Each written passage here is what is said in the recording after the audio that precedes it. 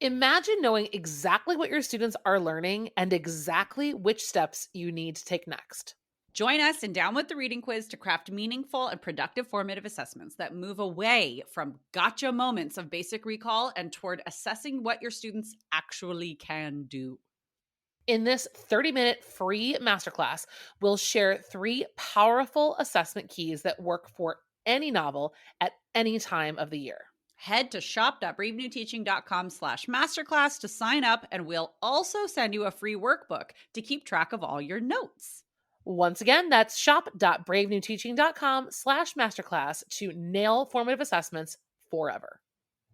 Well, hello and welcome back to Brave New Teaching, and welcome back to the second in our little mini dystopia unit this year. Hi, friends. Hi, Amanda. Hello. Hello. How are we doing? It's dystopia time, so you know how I am. Yeah, it's, you know how like social media and everything is full of like, it's fall, y'all. Amanda and I are like, it's dystopia, yopia. Yopia. Yeah, because I can't say y'all. I've accidentally said it before, and I'm like, oof, I'm an imposter. Did you say that does not read? No. Yeah. But yopia might be the new way to just talk to groups of people. Sure. Mm-hmm. Yeah. Yopia. Mm-hmm. I don't know if that's that's going to be like, it's going to spread the nation. Yeah, it's going to be great. No, it's a new thing. Gretchen, stop trying to make it work. Your lack of faith in me is demoralizing.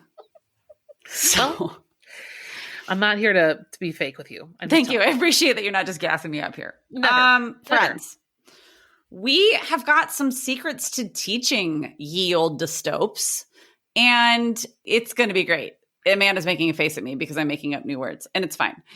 We are excited to tell you today about some ways to really like pull just all the things together.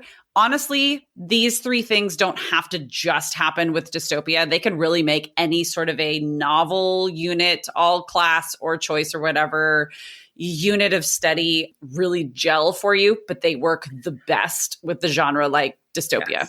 Yes. And we need to tell you right from the get-go, there are going to be a lot of references to our show notes today. So our show notes are jam-packed with links, support, freebies, all kinds of things that are going to help you actually unlock these secrets. And if you are not already on our email list, we send out an email every Thursday with a link to listen. That's a great place to get to the show notes fast. So check your email you already have it in your inbox. If you're not part of our email list, we will be happy to take you. Just come on over to our website, sign up for anything, and we'll have you. And we'll send you reminders. Yes, welcome. Yeah. So when we say go to the show notes, we mean it. We mean it, people. Well, yeah, because quite frankly, yes, this is a podcast where we sit and chit chat, but many, if not most of our episodes are little bite-sized PD for you. And so to get the most out of it, head to the show notes, get all the linky links. Oh, please. Oh, please. Okay. Hear ye, hear ye. It's time for ye old dystopes. Why? Why? Because it's the right thing to do. Huzzah! Cue the music.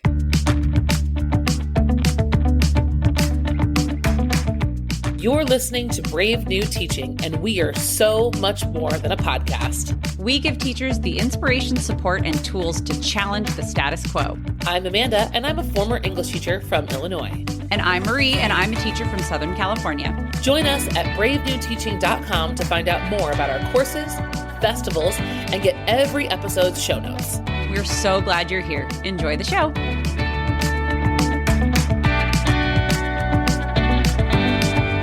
Who wants to start the episode? We do.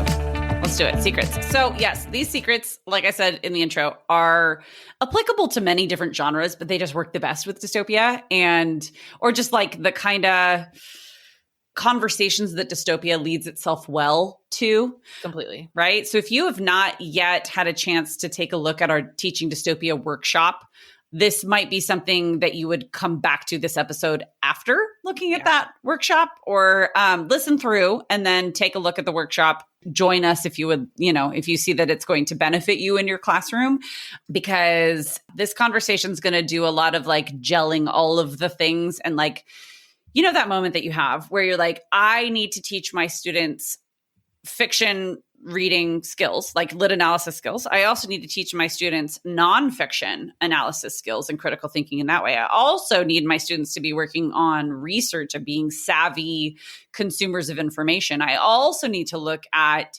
media and like that kind of content consumption for my students. And there's just no time to do all of the things. These secrets are going to bring them all together in a way that makes the most sense, frankly, in like a really world applicable. I hope so. Yeah. I mean, we think so. So that's why we're talking about it on the internet. Yes. Yes. So the first secret is something that we actually did a whole month of our happy hour subscription podcast about, and it's evidence trackers. It's just, it's a resource, it's a material, it's a strategy to use with your students to make everything gel. And it's using evidence trackers. Go, Amanda. So here's where I think we can make a comparison. I think Dystopia, to me, has a lot of the same problems that we have with Shakespeare, is that because the genre is so rich, we can find ourselves in the planning process feeling drawn to cover too much. Yeah, all of it. And you shouldn't. Yeah. And that, well, right. And because it's like Shakespeare, it should be taught at multiple levels, right? We should have an experience with Dystopia at the middle school level, at the early high school, and the late high school level. And if that's not the case, you still need to make some choices. Mm-hmm. And so in the planning process, we're going to go ahead and assume that you've chosen an essential question already. That essential question needs to be the backbone of this unit and keep you from straying too far. We talked about in our previous episode, the grace year, right? I think the grace year is a great example. If you're going to try to teach this as a whole class novel, it's going to be hard to ground yourself in one area. And if you don't, though, we're going to talk about family, relationships, women and coming of age and development. We're going to talk about men and monsters and villains. And it just is going to get to be too much, which, for kids gives them like brain soup. And then we're not critical thinking. We're just trying to track all the things that our squirrel teacher is excited about. Mm-hmm. Speaking about myself. Right. Speaking from personal experience. This is just us looking in a mirror. Yeah. Right. So backbone, right, with our essential question is creating an evidence tracker that keeps all of us on track to answer that essential question. So it can look really, really basic. It could be like a T-chart, a table, where we're looking for evidence of answers to that essential question. And we're just keeping track. We can create all kinds of cool things in Canva and Google Slides. Whatever it is that you create, the idea is this becomes the central document that instead of kids annotating or instead of kids constantly having to write in their books or look for some certain things and code them, forget it. Mm-hmm. All they're looking for are possible potential responses to the essential question, singular, and or complications. So maybe this isn't an answer, but this is a to consider, right? We're asking to what extent, or we're asking how does. When things come up that make me think of the essential question, I'm jotting them down on my tracker. Or at the beginning of every Tuesday and Thursday, I have an evidence tracker partner and we meet together to look at our trackers and update them together. Or I'm in a book club and we're all reading different books, but the one thing we're doing together is that essential question. And so when we come together, we're discussing the EQ and what we have on our trackers so far, because all of the books are having the same conversation around that EQ. So more so than any other genre, like I said, I think that the evidence tracker is so critical in a messy genre like this. Well, yes. And the other thing that's cool, and like we said, head to the show notes or head to shop.bravenewteaching.com to see what we're talking about, because we do have evidence trackers for you that you can use, you can adapt and just kind of like go from there. Anything that you would want to have students annotate, don't have them annotate in the book, have them put it on their tracker. Like that's basically where it's at. And then you're able to keep it all in one place. It's very cool. So it becomes all of the notes that they need for their summative. Yes. They've outlined their essay with that evidence tracker all along. It also makes that day where you're outlining an essay or you're trying to brainstorm. Yeah. You're outlining, you're prepping for seminar. You're brainstorming your one pager, right? It's a singular place to look for things versus going back through their whole entire book and looking at all their sticky notes versus looking at every single close read they've ever done to find, like, it's the first place to look instead of having to look at all the places, which is very overwhelming. So evidence trackers, secret number 1. Check. Now, things to keep on your evidence trackers or things that can go in addition to the novel are going to bring us into our other secrets. On little secrets. Don't tell anybody, it's a secret. No, so dystopia especially, I think, lends itself to helping students really understand critical thinking skills when it comes to nonfiction text, specifically current events. Yep. Specifically news. And looking at dystopia right next to multiple news media outlets, looking at allsides.com and looking at the same story in different, look from different outlets and evaluating bias and putting that evidence with commentary or analysis on their evidence tracker, right? Like all of these things, bringing it all together. I love teaching media analysis skills with dystopia. That is a huge secret to it because it also makes the dystopia current. It makes the dystopia relevant. Yes. Another interesting, it may or may not be current, but this is a great time to give students the cross-curricular opportunity to maybe read some legislation, reading bills, reading Supreme Court decisions. I know that they probably do that sort of in their history classes, but being able to approach it from a lens of a reading teacher and in the genre of dystopia with, representation and government being at the center of so many of the stories, I think those are hard to read. Yeah. They're very challenging to read. And I think that that's a great chance to give students something hard with supervision and support. It's really, really cool. So that's another primary text to consider for a dystopia unit. And what it does, like reading current events, reading court documents and like Supreme Court decisions and legislation, like Amanda's saying, what that does doing it alongside a story that's highly engaging like dystopia is it contextualizes these things for students.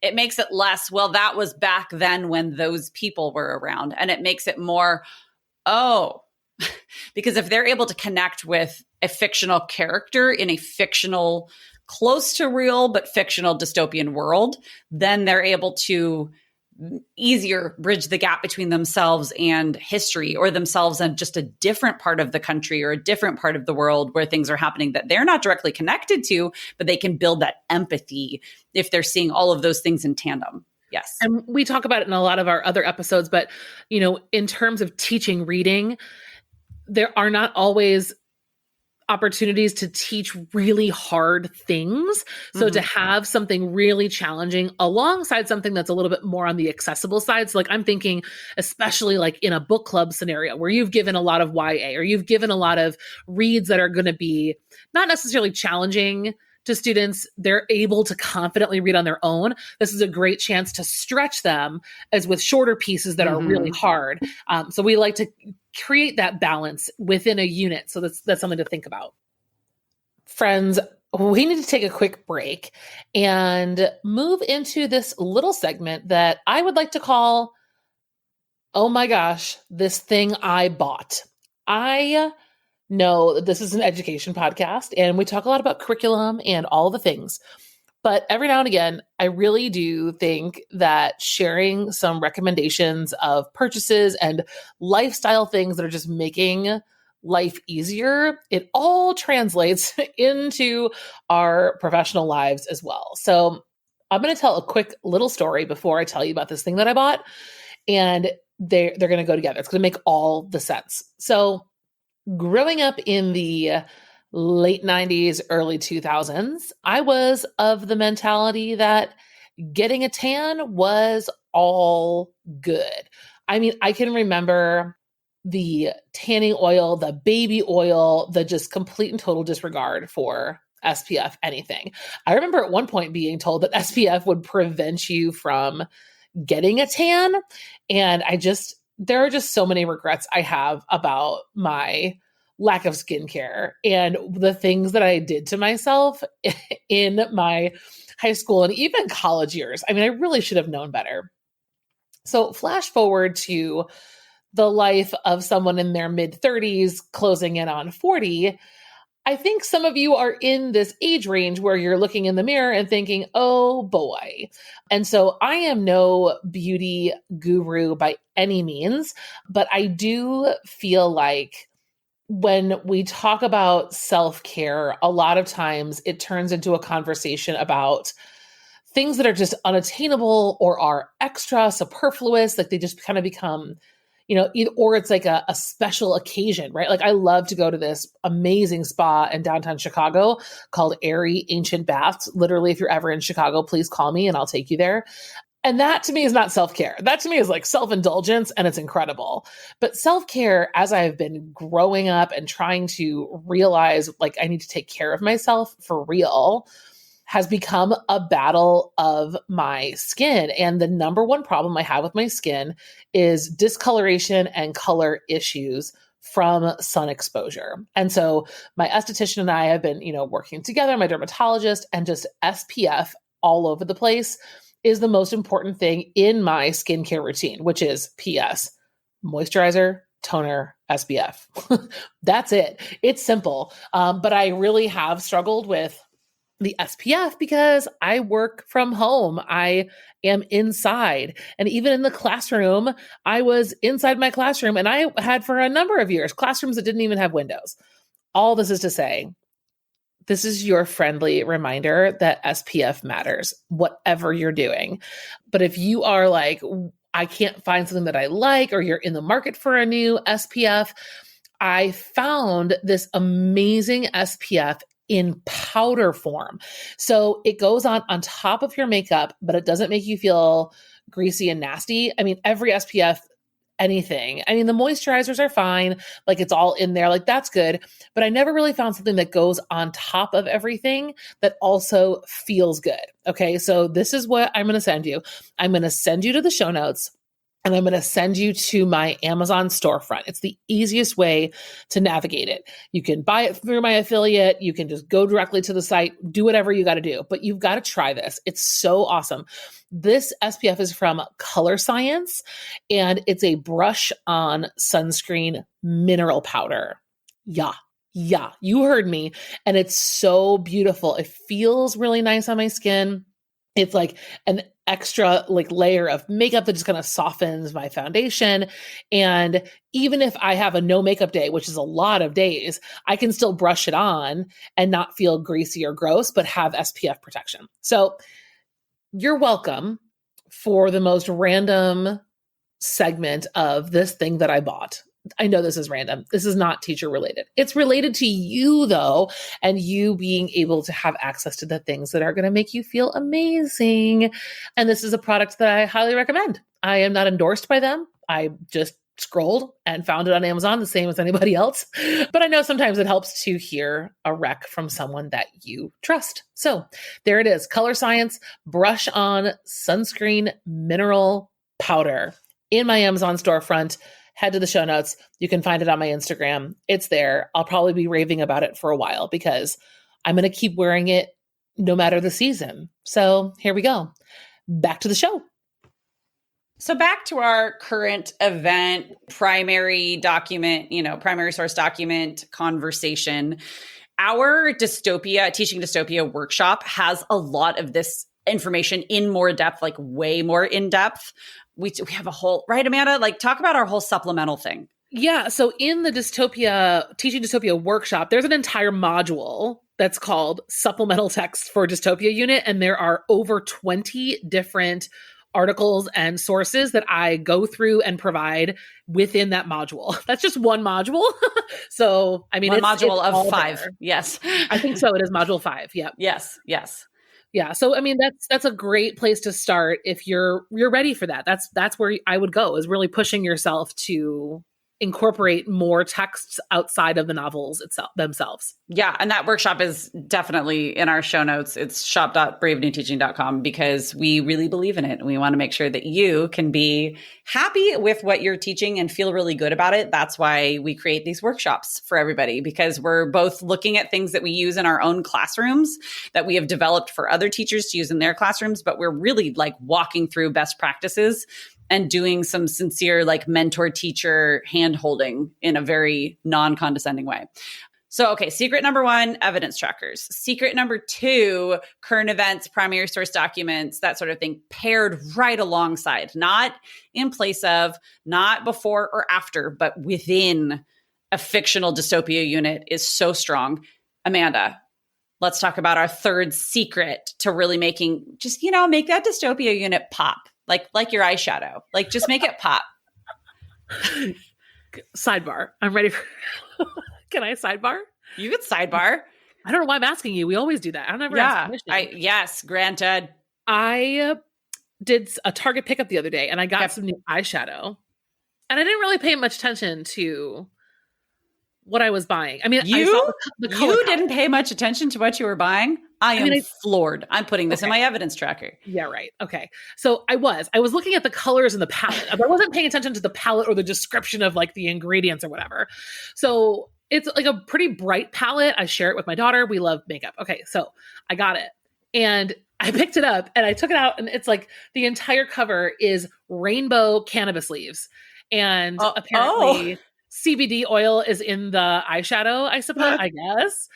But all I saw on my app was rainbow. And I was like, cool. And yeah, so my eyeshadow really pops these days. I guess it does. That's probably not one that you're sharing with your 4-year-old. Yeah. I mean, I can't imagine there's that much in there. I can't imagine that it's being sold in a Target, but that's very funny.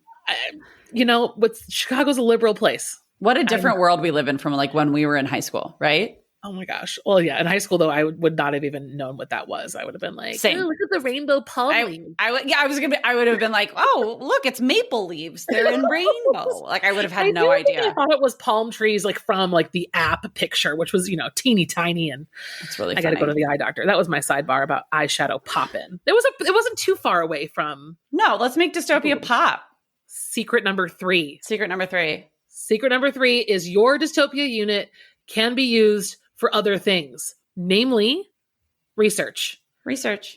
I cannot tell you, Marie, how many times I see people asking all over the internet, I need an idea for a research unit. What do I do for research? And I still see people doing research in a very isolated kind of way and then reporting struggle. And I'm like, reporting, they're not connecting it to other things. And the reason I say that's my own voice of myself in the past. Like, I'm doing this huge, research a prominent person and go through all of it and do a whole presentation. And then we get into whatever and they don't remember all the research skills. I used to do a huge controversial issue essay unit, just the controversial issue essay. And the way I did it, students were not picking it up, man. They were fine. They were jumping through all the hoops for that unit and it was fine. But then we would get into something else and they didn't have the savviness that I was looking for that they had shown me they had in that isolated unit. They couldn't connect it to other things. And it's because it was, again, isolated. If things are feeling disconnected, it's probably because they're disconnected. Yeah. And let's also bring to the forefront of this conversation in the year that we're talking, AI is a very real part of teaching research moving forward. And whatever it is that you're doing with research, that's going to have to be part of the conversation. Whether or not you're at the ethical piece of that conversation, or you're like, please, for the love of God, don't plagiarize and cheat. I think that one of the best ways to address AI is to have research that's folded into the natural conversations that have already been happening organically in your classroom.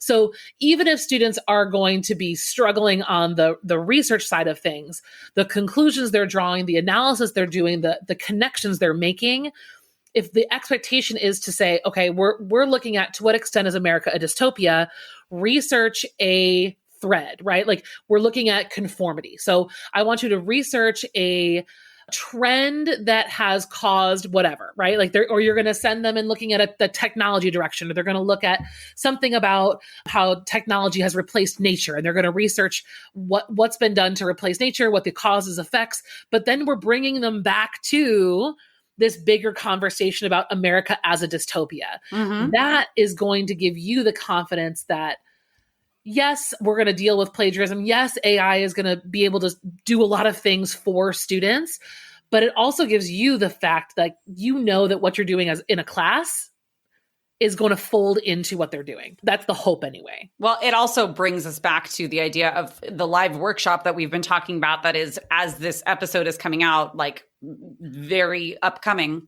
looking at synthesis writing, and we're going to be using Dystopia to really look at teaching and guiding students through writing synthesis. If students can do research, they can synthesize, right? So like that's another piece of it. It all kind of comes together. And the beauty of doing research with something like Dystopia that has so many different layers. Okay, let's take last week's episode. One of the texts we were talking about was the Marrow Thieves.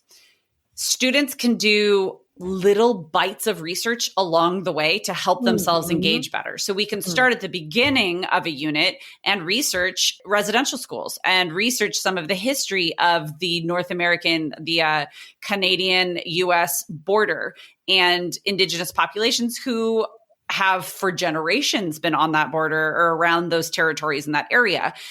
That can be a little bit of research to get us into it, right? We can kind of jigsaw some things with research. And then as you get a little bit deeper, you can start doing some research into medical ethics and medical research. And like, I'm just thinking specific to that story. There are so many different pieces of an essential question that have themes coming from it that we can do little pieces of research, because I have found students learn research skills better in small bite-sized pieces. And then when you string it all together with synthesis, with evidence trackers, with all of the other things we're talking about, it gels a lot better. I've said the word gel a lot because that's some reason the only, just literally in this episode. That's the thing. Like it all needs to come together. Like I'm doing this to Amanda. It's your hands with the fingers spread and they're all weaving together. Yeah, then she's wiggling her two middle fingers and then twisting them like we did when we were in middle school. Here's the church. Here's the steeple. Open the doors. Look at all the people. Look at all the people, which I don't know. That's kind of okay. I don't know why. It's a weird look. It's not. It doesn't make sense. I think that was actually like two secrets in one, though. It was doing research in small chunks and not maybe feeling so beholden to the research essay or the research unit. Right. I feel like Dystopia, when we did it at my first school, our Dystopia unit was followed by a research debate unit. And those research debates were connected to a lot of the moral issues that came out of our Dystopia unit. So it was separate but connected. And the research debate is another gem for another day we should talk about, because having kids go live and speak about their research definitely will put a plug in that AI battle, because they need to actually own it in their own voices versus writing or copying and pasting something. They might be copying and pasting all their research, but when it comes to debating and speaking and presenting, it's a whole nother animal. Whole different ball of wax, people. So there you have it. Our 3.5 secrets, if you will, to teaching Dystopia in a way that feels really solid and feels just something that you can feel good about. Again, you can take these secrets to other genres, to other types of units. We just find that Dystopia is where it's at, man. That's where it's at. We want to hear from you. We would love, of course, we want to hear hear from you in a review. Let us know how the podcast is treating you. You can review us at Apple Podcasts. If you want to talk to us more about Dystopia, send us a DM on Instagram. If you really love hanging out with us and you want to hang out with us after school, in air quotes, we'd love to have you over in happy hour, where we actually have extra podcast episodes dropping every single week and resources and materials for you. Oh my lions and tigers and bears. Yes. All right, friends. We have absolutely loved being here with you. Thank you so much for joining us, and we will see you next time. Bye. Bye-bye. Thanks again for listening to Brave New Teaching. We'd love to keep the conversation going over on Instagram. And while you're there, check out the links in our bio for the most up-to-date events going on in the Brave New Teaching community. Thanks for being here, and have a great week at school.